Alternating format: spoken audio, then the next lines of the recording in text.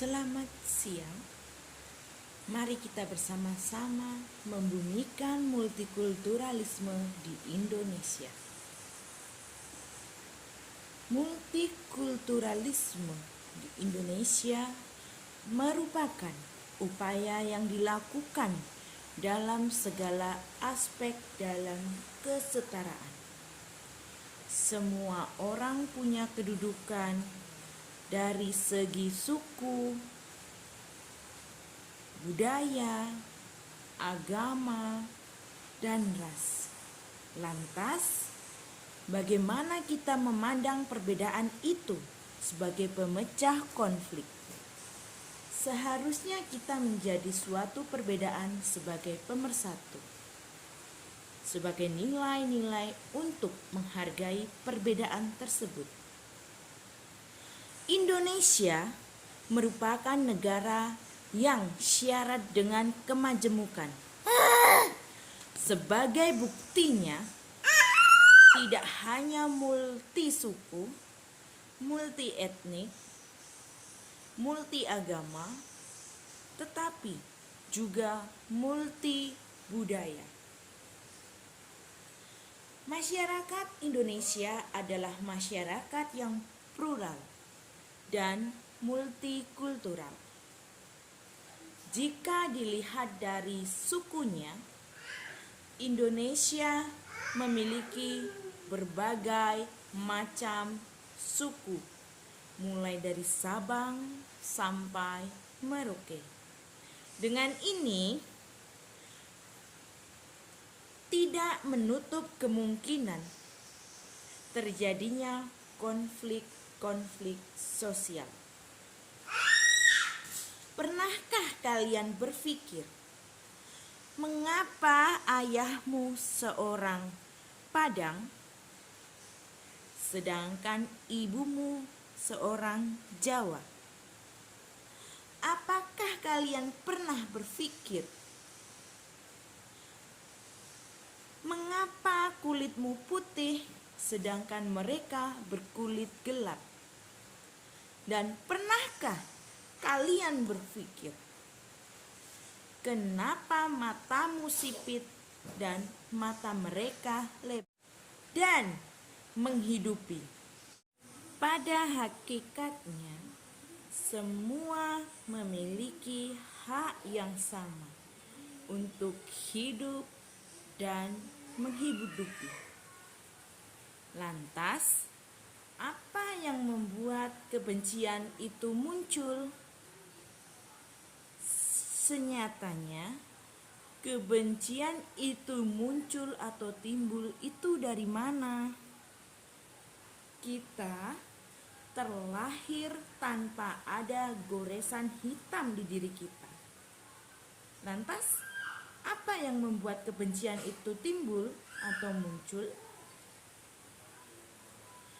Bangsa Indonesia yang tidak jarang dan sering sekali terjadi tragedi-tragedi yang memanfaatkan celah dari banyaknya perbedaan sebagai akar pecahnya bangsa ini. Ya, sebut saja yang kita ketahui, tragedi Ambon yang terjadi pada tahun 1999 yang mengatasnamakan agama dalam satu golongan. Apa yang kita dapat dari semua itu? Apakah korban atau pembakaran rumah ibadah?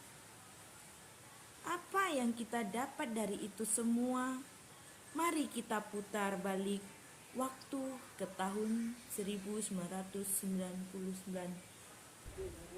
di mana sebuah etnis menjadi korban atas pelampiasan yang mengatasnamakan perubahan.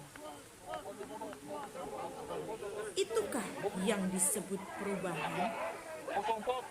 Apakah perubahan harus disertai dengan regangnya nyawa dan kerusakan di mana-mana. Di manakah implementasi dari sila kedua Pancasila kita? Apakah Indonesia didirikan hanya untuk satu orang saja? Hanya untuk satu golongan saja? Apa yang akan terjadi? Apakah Indonesia yang sudah merdeka ini hanya mengagungkan satu, hanya memberikan kekuasaan pada satu golongan? Saudaraku, Indonesia ada dan berjalan atas dasar semua untuk semua.